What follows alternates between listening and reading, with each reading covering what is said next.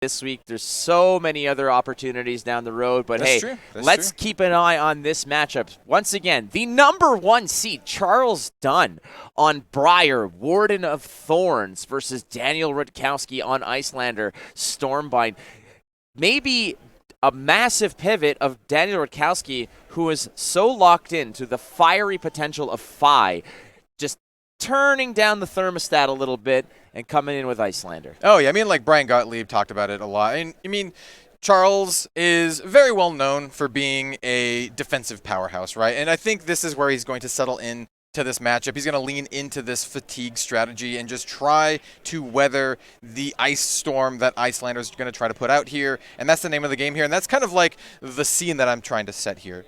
We're in for a long haul, right? This is going to be a grindy match. Charles's goal is to just, like I said, weather the storm and then leverage some of these interesting tech choices like Diabolic Ultimatum to, essentially neuter Icelander's onboard presence because it's a card that lets you destroy auras. Now, I want to make note here is the fact that the turn opened up with a activation of the Coronet Peak, and rather than pitch into it, Charles has opted to actually get rid of Sink Below, and you have to love this play. You do not want to get caught with reds. One of Charles's game plans here is that he is going to be shedding reds as fast as possible in order to weather that Arcane Storm, have a handful of blues when it is necessary. So as it begins here, Daniel Rutkowski managing to establish an embodiment of Earth Token and start the slow erosion effect, as on the other side, Daniel Rutkowski is going to just set up a Insidious Chill. Yeah, speaking of those really powerful auras that have these really nice disruptive effects, Insidious Chill is definitely one of them in this situation. More so than something like a Channel Mount Hero or Channel Lake Frigid, that is, because this one actually offers meaningful disruption against this style of Briar. The Embodiment of Earth is basically expired now, and Dan Rutkowski again evaluating the card, going to Arsenal. Comfortable where it's at, and it is game set.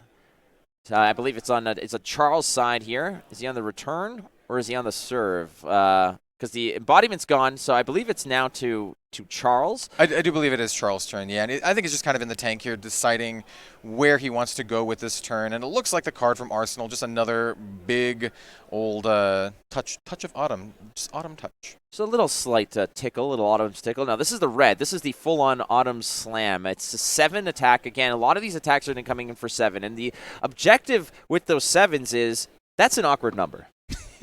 I just can't stop thinking about Autumn Slam. I'm like, oh, this is a nice party that we're going to here. Let's go down to the Autumn Slam down by the lake over by there. By the Thunderdome.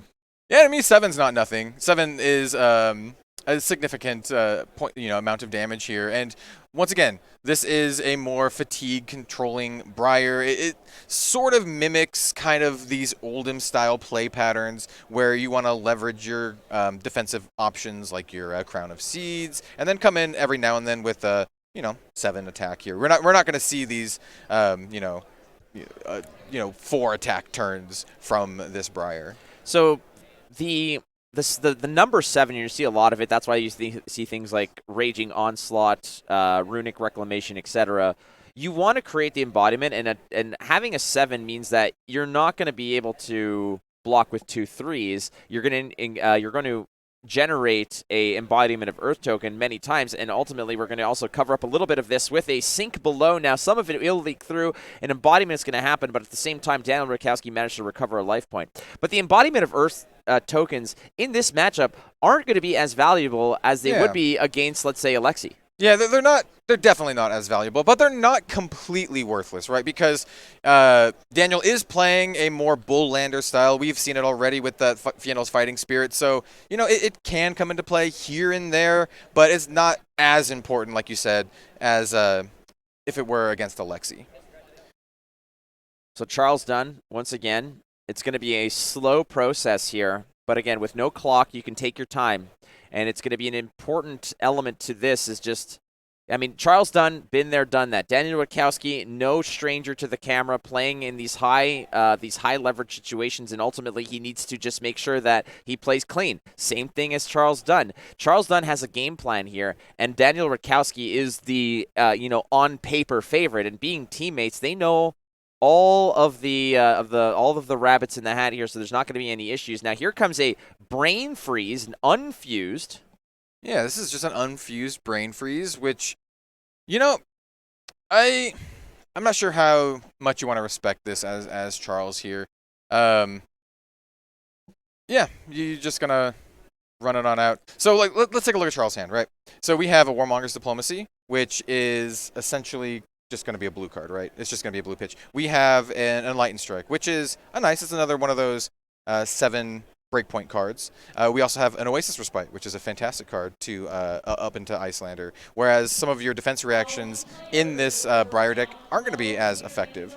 And I don't remember what the last card. Oh, it's the one that lets you opt. Right? The Whispers of the Oracle. Yes, there you go. Yes, again, friend of Charles Dunn here as a 3-block. Also friend of King Leonidas. Okay, yeah. Advising him not to attack the Persians at the Hot Gates. Ultimately, we are going to send an attack. And guess what? It's a 7.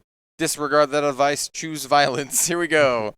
And yep. Oh, he's going for 5. So this is going to be a go again attack here, looking to maybe follow suit with a Reaping Blade. I would have maybe suspected that he would have looked to just go over the top here, maybe keep a card to maybe mitigate some of that return fire arcane damage, but perhaps it's a blue. Maybe you swing with Reaping Blade, and you still got 2 floats, so you could still perhaps protect against some of that arcane on the return. Yeah, I do like this. I like going a little bit wide here. Ooh, especially when you have a card like Scar for a Scar in your back pocket.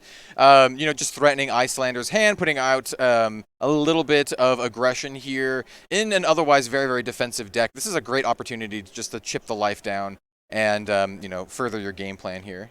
Now, I'm curious because, again, passing the turn here, you could have actually opened up with the Scar for a Scar, gone go again, and actually E-Strike for 7 instead of the 5 into the 4. So, it might just be a matter of, hey, let's create some mystery in this attack pattern here. Maybe you don't know where I'm going. Could just be valuing like card advantage over raw damage in this kind of matchup, where it's just like, hey, I just want more options rather than just the pure damage here. And I definitely can respect that line of play here. And speaking of advantage here, we have this Aether Ice Vein, which is going to demand a card from Charles' hand. Yeah, Aether Ice Vein is a 5 arcane assault here, as it's going to be fused by one of the cards that would otherwise make a standard Briar list kind of quiver in its boots, but ultimately it's going to be going to the arsenal at the end of the turn, fusing into the Aether Ice Vein, 5 arcane, the trigger from Insidious Chill, demanding a card. That's the first order of business here, as Charles needs to satisfy the Insidious Chill, which he does, pitching to it.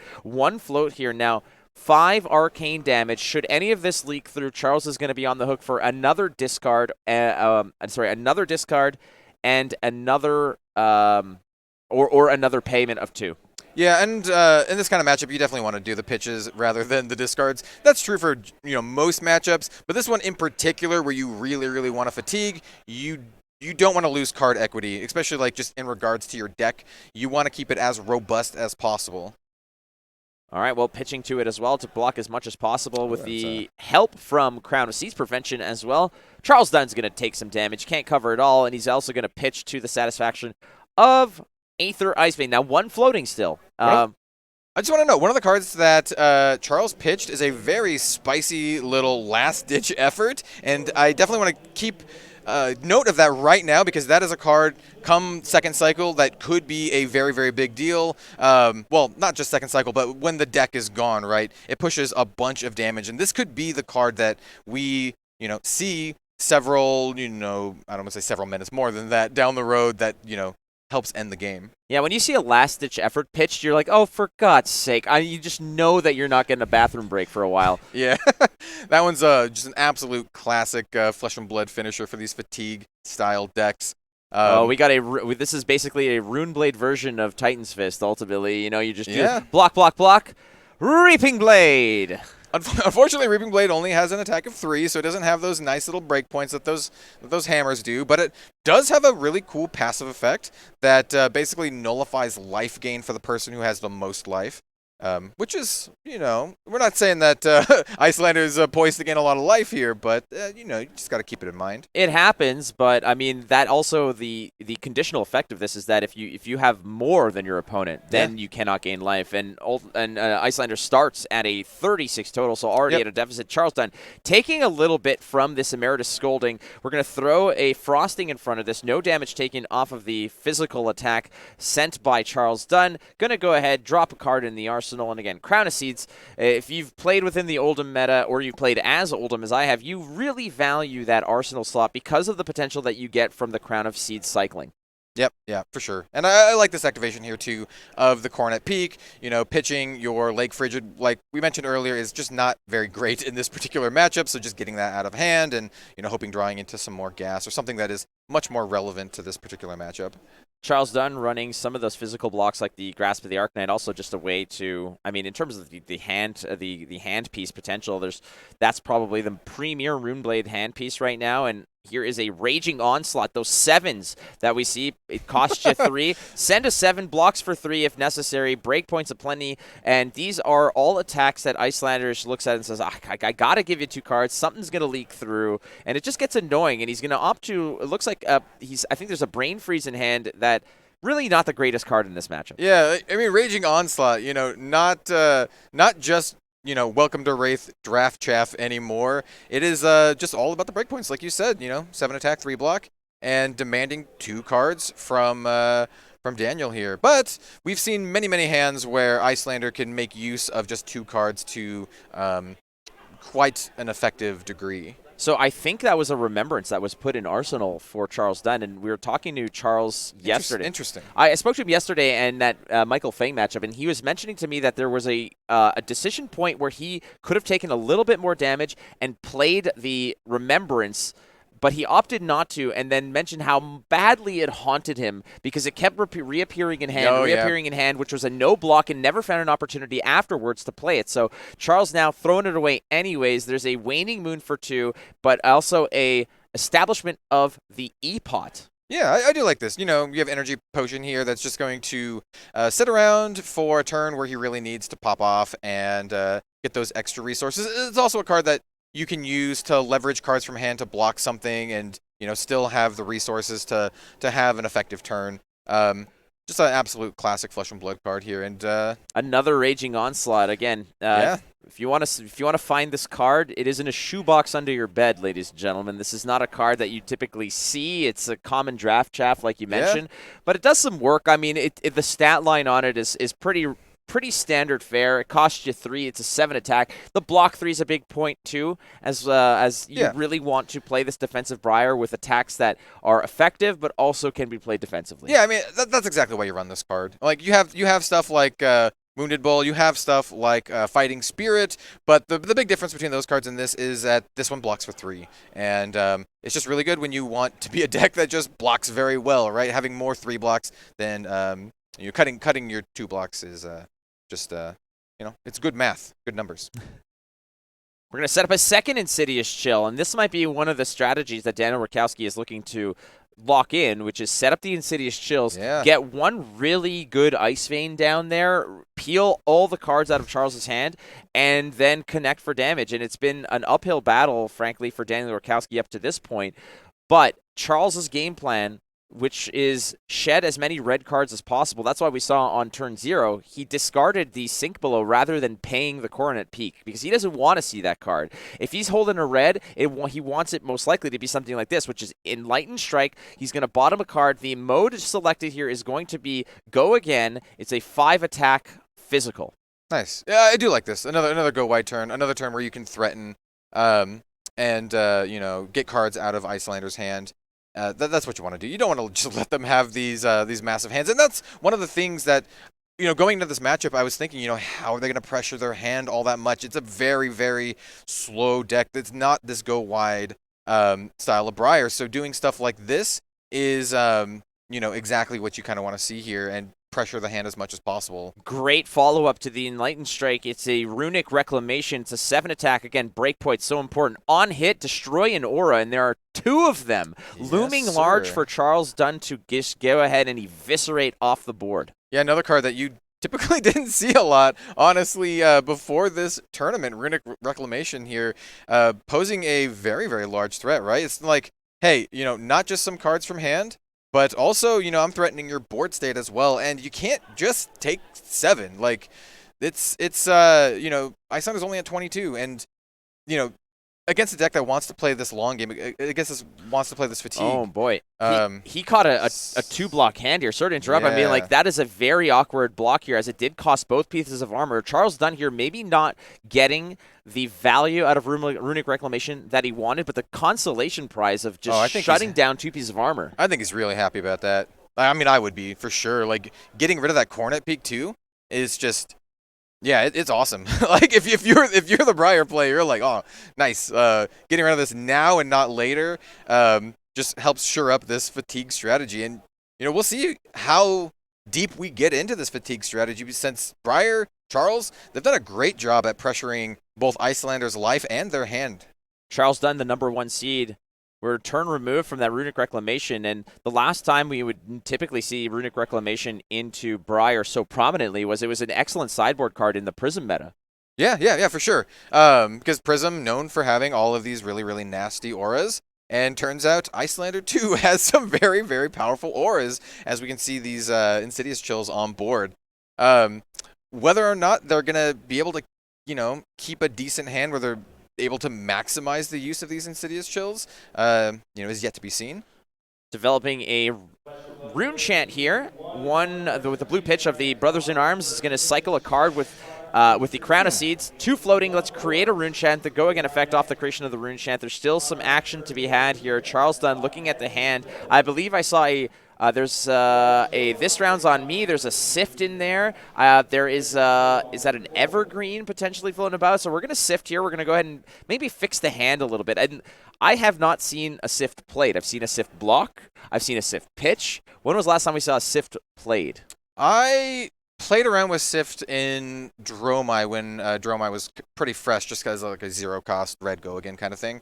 But other than that, not a ton. Uprising limited, I would say. And I'm just kind of looking at this board here, right? And I'm looking at this rune chant. This rune chant is going to be 1 point of damage, but Daniel has to pitch 2 to prevent that 1 because his only Arcane Barrier is on his Stormstriders, and Stormstriders actually has Arcane Barrier too. So, like, you have to pay just a little bit more in to prevent this. It's just something to note here. It might not be that big of a deal, but it's just kind of something to keep in mind as Briar seeks to chip down Icelander. Charles Dunn finding a embodiment of lightning to follow up with the Sift. With another non-attack action, creating a rune chant instead. And I think off the Sift, he found the Heart of Fyendal, which is not really all that dangerous necessarily. But yeah. Hey, why not? Let's go ahead. Throw in the Reaping Blade. Reaping Blade is not necessarily going to affect the embodiment of lightning. So in the subsequent turn, Charles Dunn might actually be able to go ahead for a 7 attack into a Reaping Blade. Yeah, for sure. And, this Reaping Blade coming in with an extra +1 from that Oath of the Arknight.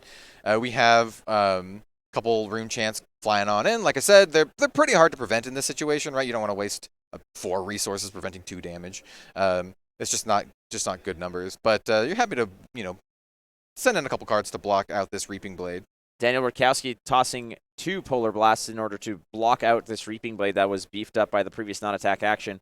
No problem. Oh, 3 of a kind. All Daniel right. Rutkowski is just loading up for what might be Wow. a brutal turn for Charles to navigate. Charles at one point is just going to have his hand stripped away. Yeah, I mean, like, I don't think I've ever seen 3 Insidious Chills on the board at the same time, let alone 3, like, very active Insidious Chills, right? We have 2 with 3 counters, 1 with 2 counters. So this is, threatening at least 2 massive activations and then a subsequent, several more. So if Daniel can line it up, if he can, plan it out, he can just absolutely tear apart Charles' hand. And with that energy potion just sitting there on field, you can kind of like get away with it to an easier degree, right? You can leverage that energy potion, obviously as resources, so you can block more and preserve your life. Well, we know Charles Dunn is rolling with some cards that can affect those auras. We saw the Runic Reclamation a few turns ago. It did get value, not necessarily the way printed on the card, but it did buy some of the equipment that was looming large for Daniel Rutkowski, so he doesn't have that to lean on anymore. Nonetheless, Charles Dunn here is staring down some significant bad news. 3 Insidious Chills looking to shred and just ultimately eviscerate that hand that Charles is holding on to. But with what? The fusion options, well, you've got the Aether Ice Wings. That's your bread and butter if you want to do damage and peel cards away. It's going to be a nasty offensive to deal with here as Daniel Rutkowski taking stock here. We know that he's blocked with a lot of 2-blocks in there, and Charles just waiting in the wings with Brothers in Arms in hand. He has an E-Strike in hand as well. Yeah, I mean, Charles essentially is just maybe fishing for a Diabolic Ultimatum, which is one of his guaranteed ways of destroying auras on here. He's running 2 in the deck, right? He also has those recursion effects like we talked about earlier. The remind me what it's called. It's the 0 cost that lets you shuffle 3 cards back into your deck. He's going to potentially use that to recur these Diabolic Ultimatums. Remembrance. Remembrance, exactly. Remembrance. Remember the Remembrance? So if he can get these Diabolic Ultimatums like rolling, he can maximize the use of them with cards like Remembrance. I'm not entirely sure what some of the other cards in his hand are. I might have caught a glimpse of an Ultimatum. I'm not entirely sure. I know there's an E-Strike in there, but committing to the Crown of Seats here, pitching Brothers in Arms, trying to find another card that might help him out here. The E-Strike is a nice option for Go Again effect and just some tall damage, but there's a Raging Onslaught in hand as well. We're going for the E-Strike. What's the mode? We're going to go for bottom. Is he looking to hold on to a card here? Yeah, he did tuck that Raging Onslaught. So that's important to note. This is going to be Go Again, of course. So he's going to be drawing a card here. The option, the Go Again inherited from the embodiment of lightning. Now there is an opportunity to respond to this should you want to for Daniel Rutkowski. So the mode, draw a card, finds a Sink Below. That's got to be bad news, not what he wants to find off the top. Definitely not. The Sink Below is like pretty bad in this matchup. It can come into play here and there with those 7 attack cards from Icelander, but definitely not what you want to see in this situation. 5 Go Again. The Go Again inherited from the embodiment of lightning that was generated a turn or two ago for Charles Dunn. Daniel Rutkowski seems to be content just going to 15 here, and an embodiment is established. The follow-up, I mean, drawing that Sink Below is such a tough thing to digest, but keep in mind he is still floating 2 resources here. Yeah, floating 2. I mean, his turn's definitely not close to being done, right? We do see is that it's Command and Conquer, a I believe. CNC in hand? Yeah. So I mean, like minimum 6 more damage coming in here, threatening that card in Arsenal. You could generate a Rune Chant, which looks like that's what he's going to be doing with the float here. So the Rune Chant generation seems good. Do you have the fuel to pay for that Command and Conquer? Looks like you do. Pitching to it, 1 float, 6 attack, but no D-reacts are available here for Daniel Rutkowski to put in front of this, and should this hit, you are going to lose your arsenal. So Daniel's hand, I caught a quick glimpse of it. He's got an E-Pot in hand, which doesn't block. He does have a Lake Frigid, which I imagine is going to come down here. You don't want that Lake Frigid in this matchup. And then he's got, like, I think maybe it's an Ice Bolt behind there. Yep. So this is just going to cover it nicely. I mean, shedding cards out of the hand, I think Charles Dunn, knowing that his deck is built for erosion, for that game of attrition, if you're just getting cards out of the hand at a 2-to-1 rate, I mean, that's a technical win to a degree. Keep in mind, he also did damage with the E-Strike that preceded it. Is this just like a second E-Pot turn? Yeah, it's just a second E-Pot turn. I think you're pretty happy with that. All right, so Daniel Rutkowski with the full garage sale of items going down there with the Waning Moon for 2. Again, on his own turn, on Daniel's own turn, Waning Moon goes in for 2 Arcane. Charles Dunn holding onto the hand, opting to maybe think about it a bit. Yeah. Yeah, depending on what you got, depending on how much pitch you have just kind of sitting in there. You can cover this up definitely if you want to, but it's not threatening all that much. You know, it's just 2 points of damage and you're sitting at 33 health. Though, keep in mind this is a deck that really wants to go late, so preserving your life is something that you want to do. So I think it's less of a clear-cut thing where you're just like, yeah, I take it. I think it requires a little bit more consideration. I can definitely see a situation where he's like, hey, I just take it. I'll make the most use out of my hand.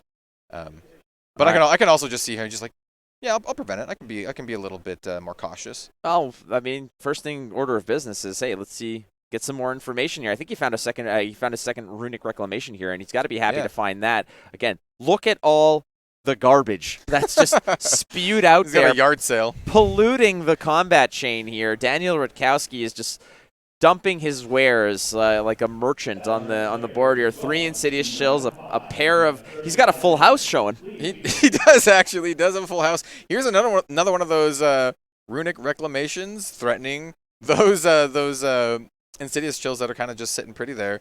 If and when we'll ever see those Insidious Chills fire off, they will do a decent amount of damage to Charles' hand, but whether or not they stick around that long is yet to be seen. Daniel Rutkowski was actually just feathering the idea of throwing 3 cards in front of the Runic Reclamation. I don't think he wants. It's not necessarily the damage he's afraid of. It's the fact that he's going to be losing out on one of those Insidious Chills that have 3 triggers. So he's going to go ahead, throw in a Scar for a Scar, a Frosting, and a Aether Hail, I believe, in front of that. If that 10% of the artwork just right serves me right.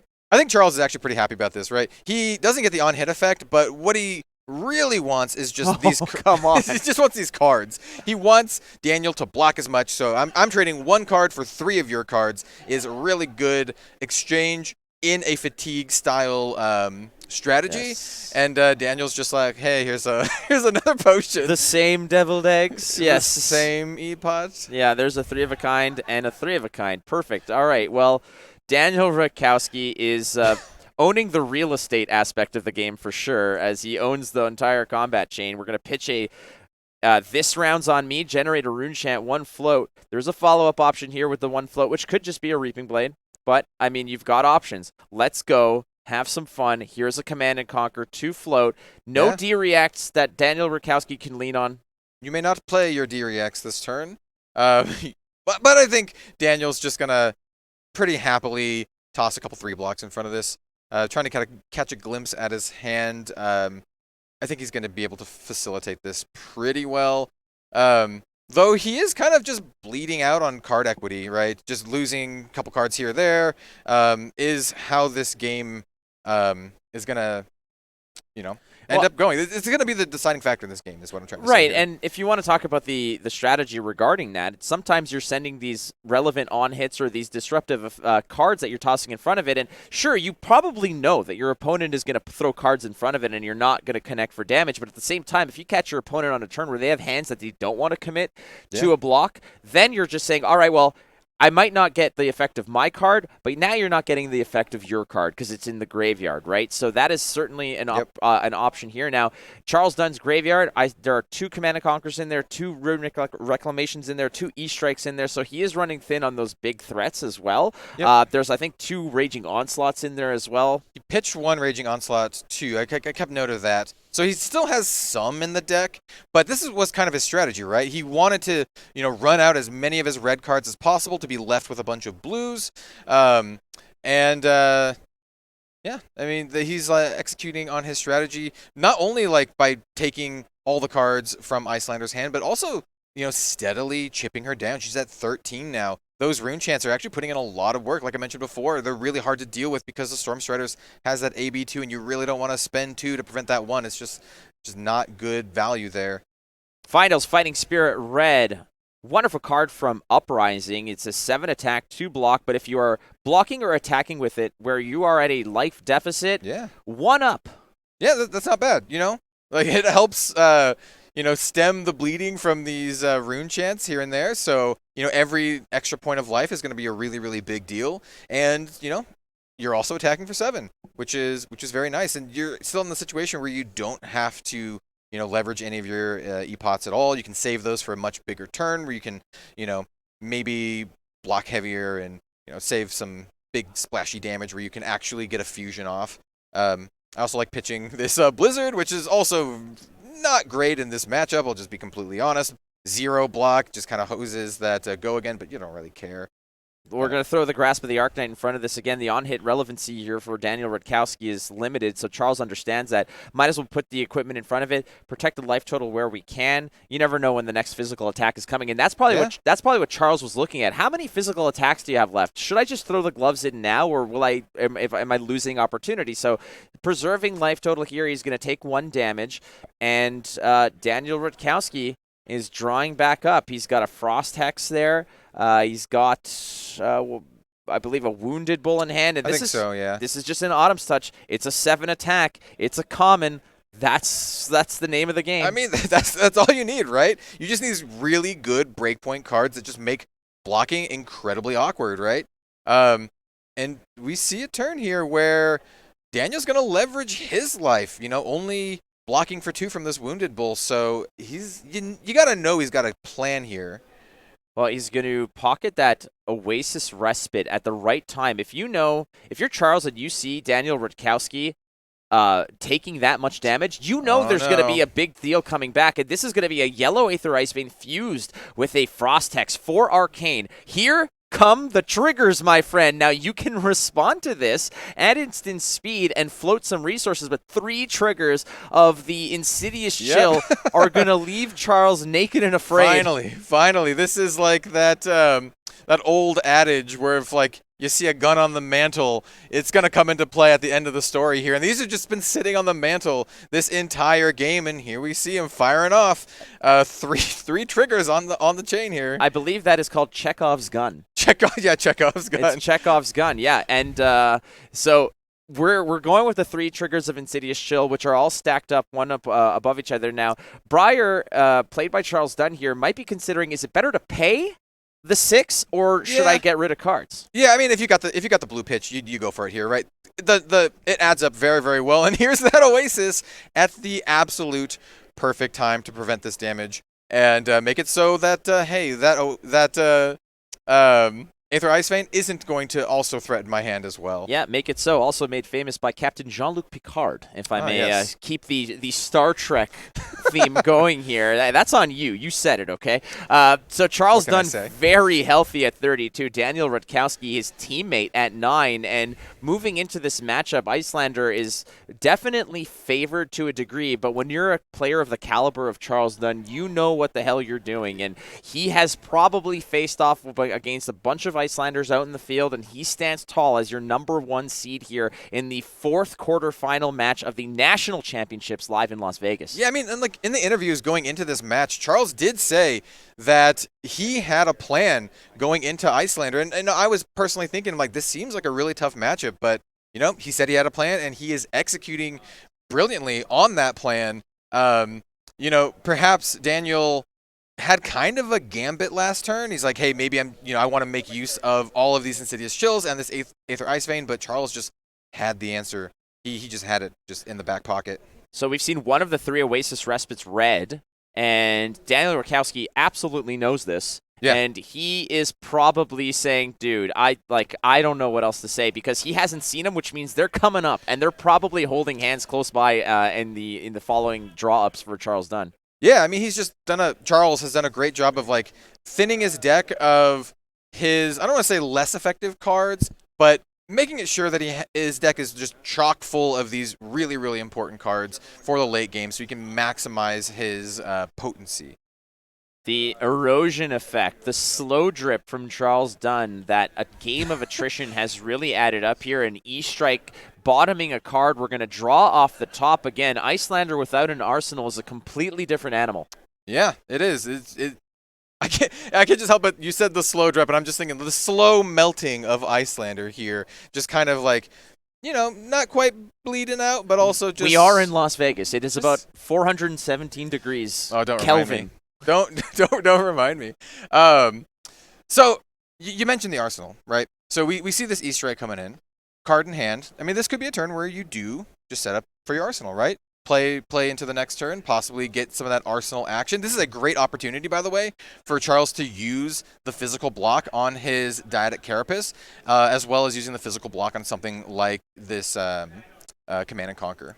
Now, Command & Conquer committed to block here. Again, Command & Conquer, one of the most iconic cards in the game and a very powerful card, but it doesn't hit the same in this matchup as Icelander is not as afraid of Command & Conquer. Yeah, I'm looking at Charles' hand, and the reason why he blocked with CNC instead of playing it is I do believe we have another Runic Reclamation in hand that he likely wants to play instead on his turn. Oh, look at this.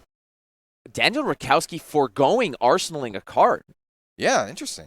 Do we know what the last card in his hand was? It was a Brain Freeze, I believe. Okay. No, or was it? I may have lost track of it here, but ultimately it's going to be a Runic Reclamation, the 3rd instance of Runic Rec here. No no usage of your headpiece, no usage of your arm piece. If you want to commit to blocking that break point, you have to give up that beautiful spring tunic. That gorgeous green tunic, or 3 cards from hand, I suppose. Either way, to block this out, it's going to cost 3 cards. Or, you know what, maybe he's rocking a D-React in there. But I don't think we saw it. I don't think we saw the D-React in hand. So this Runic Reclamation, again, threatening not just damage, but also the explosion of one of these Insidious Chills, 2 of which have 2 triggers left. So he's like, hey, read it. Yeah, have a good look. I mean, like, let's get real. The board state is a little out of control, right? This is looking like a Dromai board here with all of these cards in the field. So, you know, maybe this is just the opportunity to, you know, take out a little bit of the... Take out the trash a little bit. Let's clean this up some. But, you know, at the same time, Daniel is sitting at 9 health, right? And you can't just say, hey, I take the 7. You have to block this to some degree, and at that point, when you're already committed to blocking, you got to think to yourself, well, should I just block it all out and get the maximum value? I have to commit some cards anyway. Otherwise, go down to 2. About 36 minutes deep into this matchup. No time limit again, and that is certainly going to favor Charles Dunn, who plays the slower grind out match. And in hand here, I believe it's a Ice Eternal as well as there's a Wounded Bull in there. So it looks like Daniel Rutkowski might be content to just full coverage here and maybe drop a card back in Arsenal because on the previous turn just said, I am not putting a card in Arsenal. There was whatever I drew off the top of that E-Strike was not good for me. So throwing an E-Strike, a Wounded Bull, and an Ice Eternal to block the Runic Reclamation. That is the 3rd Runic Reclamation. And if you are using Remembrance, are you even considering maybe finding those Runic Recs back? Possibly. I mean, if you're getting to the point where the decks are so thin that you have a likely chance of drawing into them, I think it's a good option, especially when you've already pressured your opponent down to 9 life already. I mean, honestly, we've been talking about how Charles' deck is a fatigue deck, but he's done a great job of just pressuring Icelander's life total for a fatigue deck. He's done a, you know, admirable job of, you know, pegging him down. Daniel drawing into an Ice Bolt, a Sink Below, as well as a Wounded Bull and a Scar for a Scar. So he has some physical damage, plus an Ice card that he can dunk. He's going to be pitching a Warmonger's Diplomacy, generating a Rune Chant. Again, is Charles Dunn. 1 float here.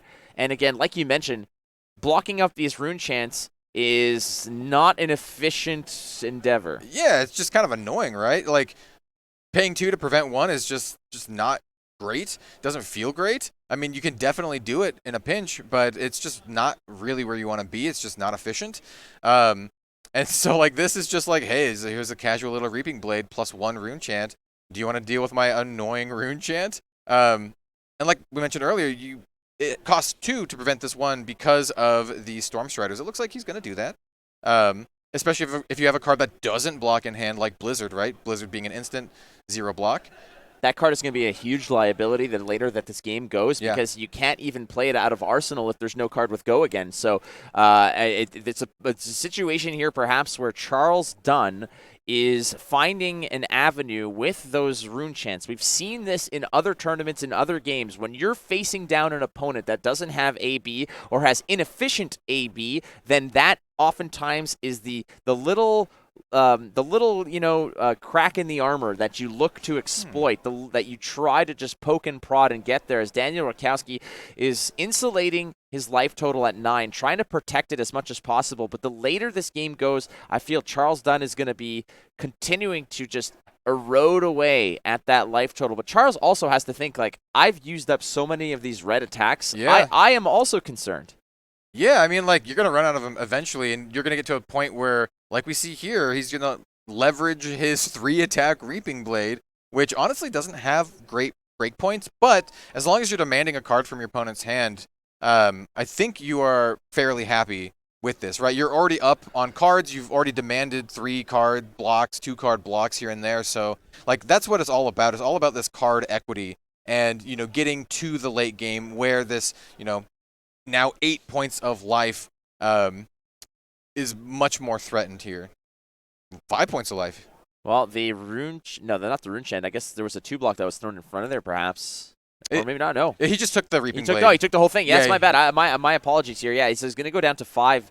Daniel Rutkowski, playing a dangerous game here, has really been Interesting. Throwing eggs at a brick wall as Charles Dunn is still pretty healthy at 29. Yeah, that's interesting. I mean, like, whatever Daniel's going to do, even if it's like a big fusion turn, Charles can just, I don't know, I don't want to say he could just take it, but, kind of, right? He's got so much life that he can use as a buffer here that Daniel is in a fairly do or die situation, I guess I'm going to say. He does have these 3 Insidious Chills, right? And, like, proccing all 3 of them and ripping Charles' hand, possibly getting some form of tempo advantage out of that, isn't nothing.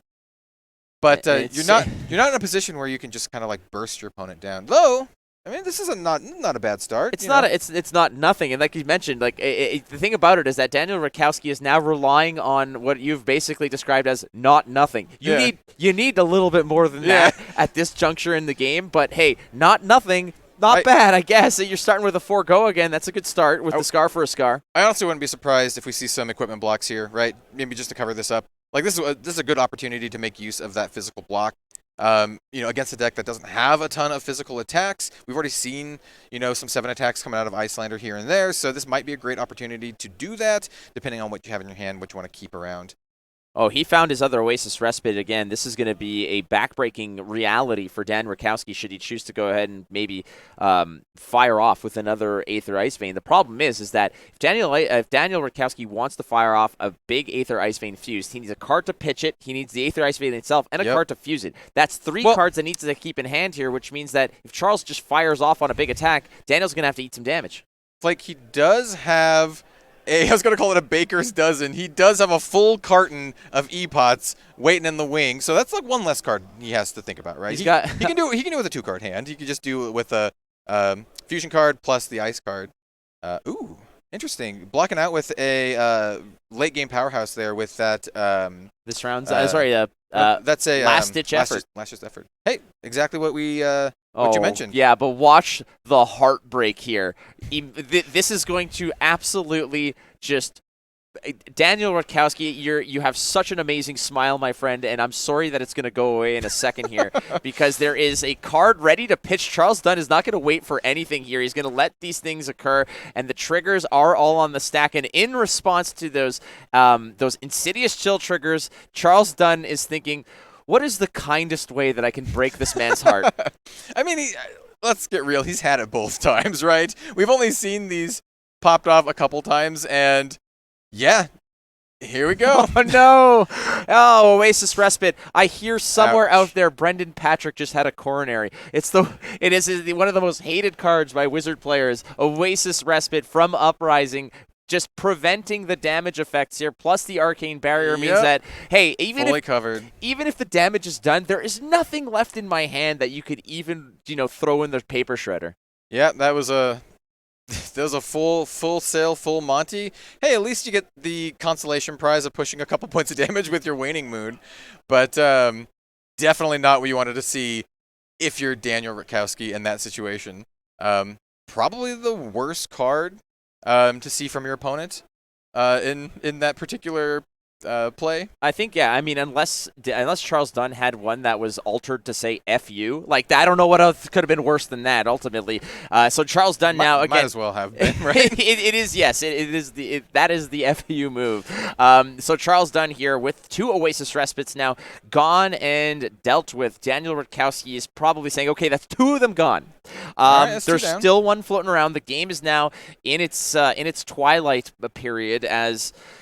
Frankly, 2 Insidious Chills have done nothing, and those 3 E-Pots are, frankly, they might as well just be urns on a mantle. Yeah, I mean, right, and he still has 2 Insidious Chills, each with a counter left, but, the degree of their effectiveness is yet to be seen, and Charles has done an amazing job of just, playing around them.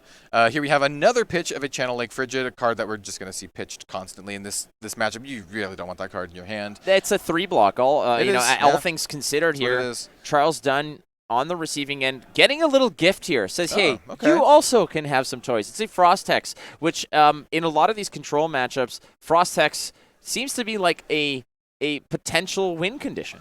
Yeah, it does. It does. But the big thing is that Daniel needs to generate some Frostbite tokens to maximize the use of this Frost Hex, and we really haven't seen that much as of yet. Though we know we still have a lot of Flesh and Blood to play here, and so we'll potentially see that come into play. However, it is matched by a Diabolic Ultimatum. This is one of the cards that we talked about that Charles was saying he teched in specifically for this kind of matchup, where he can just remove these auras. Now, which aura he chooses could be the Frost Hex, which I believe that he is motioning towards the Frost Hex, or any of the spent Insidious Chills. Yeah, Daniel Rutkowski reading it like a breakup letter. Just not happy at all to see the fact that he finally establishes a Frost Hex and it just gets blown up by Diabolic. He says, you know what? No. And the only... How many Diabolic Ultimatums are in here? There's only two. Oh, There's so only two. Charles, please, for the brilliance of TV, hit him with another one, baby. The same Frost Hex. I mean, we'll see what he rips off the top of the deck here. He does have ways to recur as well, and I do believe he drew one of the ways to recur, right? I do see a Remembrance in hand. This is an Aether Icevein. Hey, we actually got to make use of these Insidious Chills, threatening the hand with both Aether Icevein as well as the Insidious Chill. Oh, but hold on. We're going to Remembrance first. Yep. And don't forget, Charles... Windmill Slam the Ultimatum. Oh, but I mean, there's options here because you can't recover the Oasis Respites, but you can get those back. However, at the same time, this Insidious Chill, sure, there's no Oasis Respite in Charles's hand now, but wait. He has access to a sack of leaves on his head, and that might give you access to a card off the top, and maybe he manages to find that other Oasis Respite, but we'll see as Charles Dunn now playing Remembrance, something he didn't get to do in yesterday's matchup against Michael Feng, which he really regretted not being able to do. So Charles Dunn is reloading on that Diabolic Ultimatum. Yep, Diabolic Ultimatum. You can choose up to 3 action cards. Like Flake said, he's going to choose some Easter eggs, which is a nice little choice here. It's a card that can either go tall or wide, given your situation. And we've already seen Charles use it as a go-wide tool to just pressure Daniel's hand. We were thinking possibly of the Runic Reclamation, but at this point in the game where a lot of those auras are out of the picture, it's like, hey, you know what? I'm just going to take the card that gives me options and, potential like go-wide value. Charles Dunn.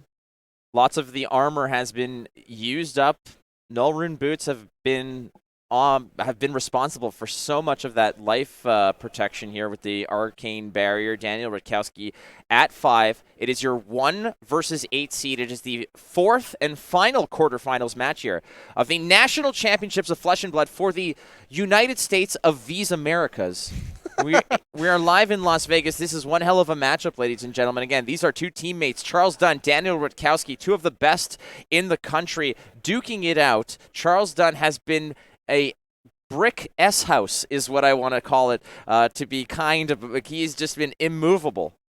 Yep, absolutely immovable. So here we saw just some running through some damage prevention stuff. We saw a Crown of Seeds activation, as well as making use of some floating resources to pay for some Arcane Barrier. Also paying for, not having to discard any cards from your hand from any of these triggers. Preserving your hand, setting up for a turn that can still pressure a card from Icelander's hand. And you know what? This might just be a 3 attack, but it's a 3 attack against someone at 5 life, and so you have to respect it. And it still is going to do what you want to do, demand something from their hand. Yeah, pay 1, demand 60% of your life. It's pretty nasty as we count the cards left. Not it's looking like good. 9 or so, 8 or 9 cards left for Daniel Rutkowski, and that's it. I mean, I'm going to pitch, I'm going to float 2, and I'm going to send 3. And you are, there's no time limit, so it's inevitability now. Charles Dunn has managed to protect that life total, to nurture it as best as he can here, and let's be real, he navigated those Insidious Chill triggers, all 3 all together, magnificently. And oh, for sure. And frankly, what are these E-Pots even representing at this point? I bet they're representing a turn where you can block with a ton of cards and then keep a single card and then still have some sort of play. That's essentially what they're going to be in this circumstance. They also represent an activation from Waning Moon, right? So you have multiple E-Pots here, so you could, possibly play something from your arsenal using an E-Pot and then follow that up with another 3 damage from your Waning Moon. But Charles Dunn is at a very healthy, robust 24 life, and those are the kind of plays where you just kind of can shrug off at this point in the game, especially when the deck is looking so low from Daniel and looking still quite vibrant and robust from Charles Dunn. I can see a shadow being cast from his deck. It's game plan perfectly executed by Charles Dunn into a matchup that we may have considered to be a tough one. It's tough in the capacity that you have to stick to a plan. A second Frost Hex is established here, and there goes that Blizzard that does nothing for Daniel Rutkowski. Absolutely nothing. Daniel Rutkowski right now essentially playing with one less card because of the Blizzard. It's just a nasty card to draw into. There's another Aether Icebane that was picked up by Daniel Rutkowski, but honestly, the Thanos and Pumpkin Spice, it's inevitable. Yes, yeah, it is for sure. And I think Charles can just continue to play a slow, methodical, patient game and just run Daniel out of cards in his deck. It's going to be the point where Daniel's only got, Blizzard in his deck. It's just going to be in that kind of situation. I have found a use for these E-Pots. They block a rune chant. They do, in fact, block a single rune chant. That would be sad. I would just say it would be very sad to do that. But you know what? At this point in the game, you got to do what you got to do, right? And they're just sitting there on the board. They do represent, 1/6 of your life total, right? When the rune chant's commanding that amount of power, hey, if you got to use it, go for it. Well, if you don't use it, you lose it. And 4 attack here for 0, it's just the slow grind. You don't need to be flashy at this point. Charles Dunn has all the runway in the world to just land this thing, and throwing out a rune chant with a 4 physical attack here, that's close enough at certain junctures where Daniel Rutkowski is just now shedding cards out of the hand and running out of time and running out of cards. And Daniel Rutkowski, unfortunately, just ran into this house of a deck, this Briar that has been so resilient through this entire tournament. Charles Dunn is your #1 seed here at the National Championships of the USA, and Daniel Rutkowski, a world-class player in his own right, has had so many close calls on the big stage, but he has his own, laundry list of accolades. He is a great player, a great friend to Charles Dunn as well. They have played against each other, so I think that any outcome here, I think both players are gonna be happy. Oh yeah, I'd be totally stoked for my teammate to move on in the finals of such a prestigious event as the national champs here for Flesh and Blood. And you also know, we're taking a little while. We're in the tank here about this particular attack. It doesn't look all that complicated, but it really, really is. It's threatening 5 points of damage. These players have been in situations like this before as teammates. Playing against this matchup, over and over. It's the point in the game where very, very small, minute decisions really, really matter and will decide the outcome of this match. Charles Dunn establishing an embodiment of Earth here because of the physical damage that was connected through. But, hey, that's just all for show. It's not really going to matter, I think. I don't know if Daniel Rutkowski even has any physical attacks left. If he's floating a Finals Fighting Spirit maybe left. Does he have a Scar for a Scar? Who knows? Those 2 Frost Hexes, not terribly spooky. But, hey, let's go activate that Crown of Seeds, and in response to the Crown, we have an Ice Bolt dealing 2 arcane damage and a generation of a Frostbite here. Yep, and Charles he's got the blue to pay for it, right? He's got the blue to cover it up. If he can get rid of this Frostbite as well, he's not going to really take any damage from these Frost Hex. And even if he does, his health is so high that he can just kind of not care about it. All right, well, when you're wearing a hat made of shrubbery, you can definitely dance around a lot of this arcane majestically. Charles Dunn with an arsenal, protecting that slot as well, maintaining one in there so he can get value out of the crown of seeds. Again, you don't want to take anything for granted, even though you are in a commanding lead here, in a commanding position as well. You are dominant right now. Charles Dunn doesn't want to take anything for granted. And you know that because you saw him establish an embodiment of Earth when he knows that there's nothing coming his way. But you have to maintain the routine. You have to play cleanly. You don't want to get sloppy. You don't know what will follow you into the next round either. Yeah, for sure. Like 100%. Like, as much of a commanding lead as Charles has, you nailed it exactly. You still have to be patient. You still have to methodically play out your turns. Daniel still only has a couple cards left in his deck. I think literally he only has 2 cards left in his deck, and you just have to kind of play it out, go through the motions. Charles still has a commanding life lead. He has a commanding deck lead, but you can't get ahead of yourself like this. You still have to maintain composure and just, go through it. And one of those cards is a Blizzard. Yes, one of those cards is a Blizzard for sure. So that's there. Both players know this. Everybody out in the Flesh and Blood world, thank your lucky stars that that Briar doesn't have a Rampart of the Ram set. So you're welcome. I mean, that's true. That's true. Does have that nice little crown of seeds there, but leaves. Nice, floral, Hey. toupee. the old floral toupee. Sure. So. The Tunic is committed here. 2 damage is going to connect through, and now this Reaping Blade is lethal every single time. Yeah, I think this is you were at the point in the game where, you want to keep a hand where you can actually come back and do something, and this is a card that is going to let you do that, pitching 6 and fusing. This is a card that could just potentially dump a bunch of Frostbite tokens, and thereby get actual maximum use of these Frost Hexes, which have been fairly, I don't want to say useless up until now, but, they've just been kind of, chilling there, right? But now there is a way to circumvent this. Again, these 6 Frostbites are representing 12 damage because of the Frost Hex. So you would have to pay 12 to cover that up. Yes. Or the other alternative here is you pitch 7 in order to activate the Crown of Seeds and break the Frostbites. Ooh, yeah, that's true. That is a more cost-efficient way to mitigate that potential damage, and Charles probably knows this, and Daniel Rutkowski is probably just saying, I'm not gonna be winning this match, but let's go out with a bang. Let's go out with the plan that we had to establish. The 3 E-Pots finally get busted here. We're coming in with an Ice Eternal fused with that Cold Snap. 6 Frostbites generated. Lots of damage coming through here, but Charles Dunn has a life lead that he can lean on should he choose to just let this slide. And not only that, Charles has been sculpting his deck to just be very, very blue heavy. So there is a very good chance that Charles, and it looks like it might be the case, is just rocking a full grip of blue cards, setting up for this eventuality so he can, play through this turn in the most effective way possible.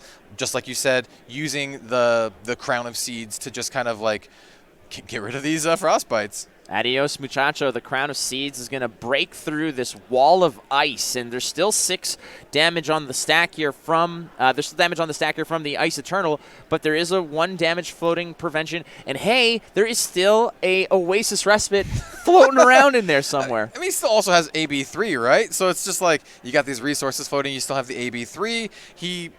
Charles has done an amazing job of just playing into this eventuality, right? He's just like, hey, I knew this was going to happen. I'm going to pack my hand full of these blue pitch cards and kind of mitigate an otherwise devastating turn. We're approaching the 1 hour mark of this matchup here, the quarterfinals, the final of the quarterfinals, or the last quarterfinals matchup before we go into the semis. It is the National Championships of Flesh and Blood for the USA in Las Vegas. Okay, so we're backing it up here just to make sure that everything is on the level. And again, so the logic here is that you let the Frostbite resolve. And in response to the resolution of the Frostbites, you're going to pitch 7 to activate your Crown of Seeds, which breaks through the Frostbite damage. Now, why would you do that? Well, those 6 Frostbites would otherwise represent 12 damage. You want to mitigate that, it costs you 12. By paying the 7, you are more cost efficiently dealing with that damage, plus obtaining a fresh card off the top and a damage prevention from Crown of Seeds. So that is what they're just negotiating here and navigating through that turn. But Daniel Rutkowski's time on this in this tournament is fleeting. Yeah, so it looks like Charles is going to end up taking a couple points of arcane damage from that. Yeah, he's going to end up taking a couple points of arcane damage, basically, from the combination of the Waning Moon and the Ice Eternal. All right, you can see that Charles Dunn playing with a much fatter stack here. Daniel Rutkowski, there's that Blizzard. There's an Emeritus Scolding, a CLF as well. We're going to pitch this rounds on me. Yeah, I mean, withering that turn was, or weathering that turn, I should say, it was a really big deal, in regards to the overall outcome of this match, right? That was kind of Daniel's big haymaker. And we can see if he can do it again. It definitely won't be as potent because he cracked all 3 of his energy potions to do that, right? It was just kind of like a, all on the table kind of thing. If he can follow up with perhaps another Ice Eternal, it won't be as potent and it won't threaten Charles' life, in the same kind of way. Reaping Blade representing a ticket to the semifinals. 2 floating. Yeah, this 2 floating is a little interesting here because Charles definitely could have used his gloves into Reaping Blade, unless he wanted to keep the card in his hand. I guess that's the thing here. Like, depending on the card in hand, maybe you just want to keep it, sandbag it for a future turn. I think Charles also knows that no matter what happens, if he's sending that, if he's sending the Rune Chant, it's just going to get gobbled up by that Blizzard. That's true. So, yeah. he's seen it happen multiple times by now. Charles understands that there's an absolute brick in the hand here. I think Charles's plan here is, okay, every Reaping Blade is a card out of your hand. And eventually you're on a clock here, and you're playing with 1 less card because that Blizzard is doing absolutely nothing for you. And Daniel Rutkowski just wondering, is there an out here? Is there a way out of this prison, essentially, that Charles Dunn has built around Daniel Rutkowski's Icelander? He has been a steadfast, this fortress that has been protecting. Those Frost Hexes have been rather punchless. The Insidious Chills were danced around majestically, and those E-Pots turned into an Ice Eternal that got snuffed out by a hat full of leaves. Yep, good old Leafy Tiara there. Yeah. It's important to note that Daniel's at 3, right? It's pretty obvious. Reaping Blade attacks for 3. Every single Reaping Blade is a lethal threat. And we're at the point in the game, you might have been there in your own Flesh and Blood games, you're at the fatigue, and you're just like, hey, here's my weapon. I'm going to attack you for 3, and you know what? Deal with it, Make him have the threats that make it so you can't just Reaping Blade him to death. But what's fascinating here is the 2 weapons next to each other. The Reaping Blade attacking for 3 costs a card out of hand. Should Daniel Rutkowski attack with the Waning Mood, the block is not a card from hand to graveyard. It's a card from hand to pitch zone. So you're not losing any card equity there. You are actually just maintaining the same size of deck while blocking out that Waning Moon also. So Reaping Blade 4-3 every turn just puts Daniel Rutkowski on a clock. However, as you can see, the clock is going up and not down. So Daniel Rutkowski is just probably at this juncture just calculating, do I have any out here? Do I have any opportunity? These players have played against each other. They are teammates. It looks like a Channel Lake Frigid meeting this Reaping Blade in the middle, blocking this fully, and it's back to Daniel.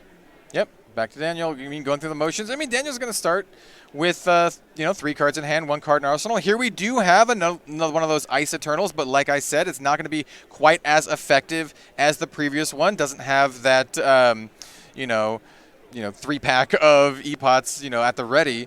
Still going to present a little bit of disruption, a little bit of damage here, but we'll see how much that's actually going to matter. I think Charles is just pretty happy to take a lot of this, right? Well, Charles goes down to 11, and I think he's aware, and he saw what are the cards that were pitched there. So there's a Blizzard pitch, there's an Emeritus Scolding gone as well, pitched as well. So there are some threats, but he also knows Cold Snap does nothing.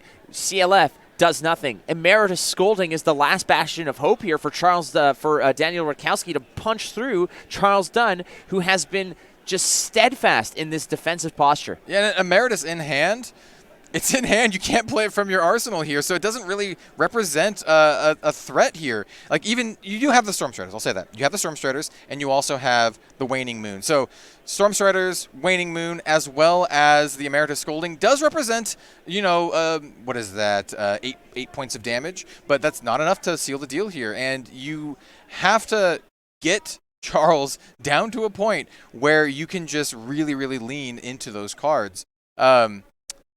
With only, 2 cards now left in deck, I'm not sure if he can do it, but... Oh, no. Pulse of the Candlehold is going to go ahead and get some big boys. Hey, let's get a red Autumn's Touch, and who cares? Yeah, It doesn't matter what the second one is, because those go right on top. He's going to draw into some significant threat like this. Pitch 3 knows what's in hand. It's a double pack Blizzard. of Blizzard. Oh, boy. 2-for-1 Blizzard. This isn't Dairy Queen, Daniel Rutkowski, but still,